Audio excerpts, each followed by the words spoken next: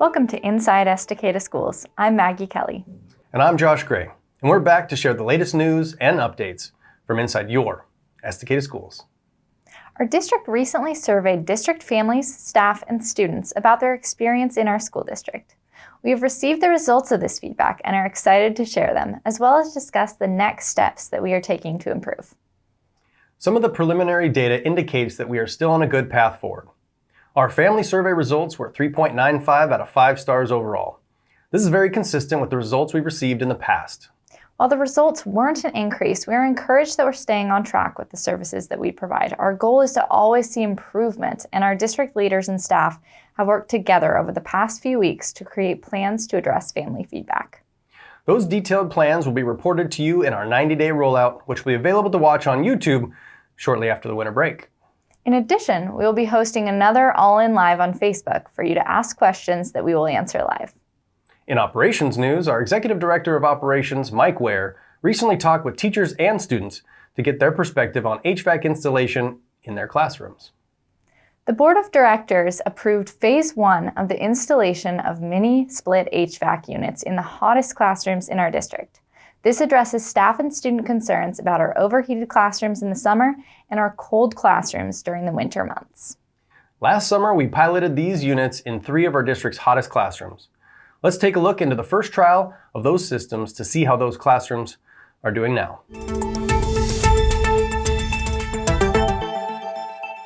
Hi there, I'm Mike Waer, Executive Director of Operations for the Estacada School District. I'm here at the Rivermill Elementary School, and I'm here with Isabella, and we're here talking about the new upgrades of the HVAC system in this classroom. Isabella, what grade are you in? I'm in 5th grade. 5th grade. And have you noticed a difference in the temperature in your classroom? Yes, it gets warmer or colder. Warmer and colder. Do you recall during like the summer months when it was really, really hot, was it nice and cool in here? Yes, it was nice and cool in here. Yeah, it was like 90. Did that make it hard to do your schoolwork and listen to your teacher? Yeah, everybody was making paper fans. Oh, wow. And how would you describe the impact to our HVAC system now that we added it to your classroom? It's been incredible. When we came back from summer and it was 90 degrees in here, the kids were doing anything they could to just stay comfortable, using paper fans. We had the lights off when we were learning. It was really hard to keep their attention. But once that AC came into play, I saw a huge growth in learning with them. It actually has heat too, so there are mornings when I come in here and our temperature reads at about 54 degrees, but once I crank that thing on, it goes up to about 70. When we came back from summer, it was really hot, and when we got the HVAC or whatever, it was way cooler in here. So if other people had it in their classrooms and it was like really hot, they would probably be way happier and learn better. It's really clear in talking with students how much temperature regulation can improve student learning and eliminate distractions. I'm excited to see more units get installed to support additional students as we continue Phase 1 of this great project. Now let's go to Christina Irish at the Finance Desk for a special report on property taxes and how they affect school funding.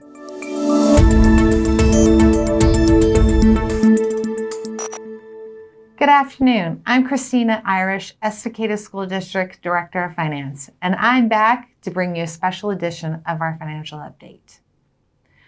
Recently, property owners throughout Estacada received their annual property tax statement. I wanted to take a few minutes to briefly explain some things that you might see as you're looking over your tax statement. For this explanation, we'll be going over a statement from an Estacada community member with a property value that is right around what the average property is worth within the Estacada School District's boundaries. The taxes for each property owner is based on their property's assessed value, which you can see on the left-hand side of the statement.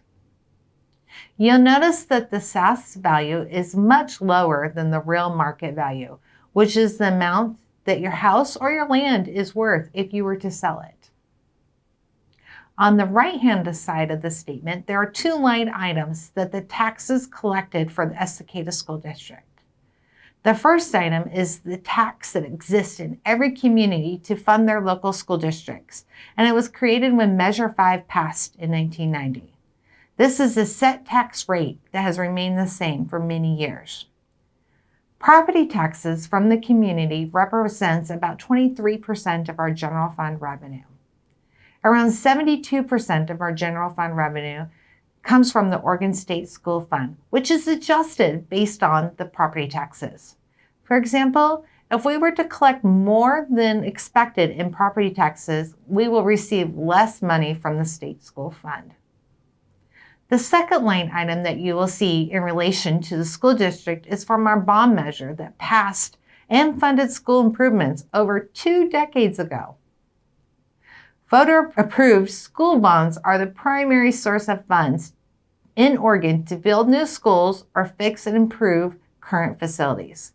This bond will be paid off in 2025, giving the community the opportunity to consider a new bond to replace the current bond to continue to improve our schools. These 2 items are the only taxes that are directly related to our schools. Here's a quick look at Estacada School District's taxes and bond rates in comparison with other school districts in our area. In this column, you'll see school tax rates across the area. And over here in this column, you'll see voter-approved bond rates. I hope this is a helpful resource to support our community's understanding of property taxes, as well as how the district utilizes them. I'm Christina Irish, and back to you in the studio.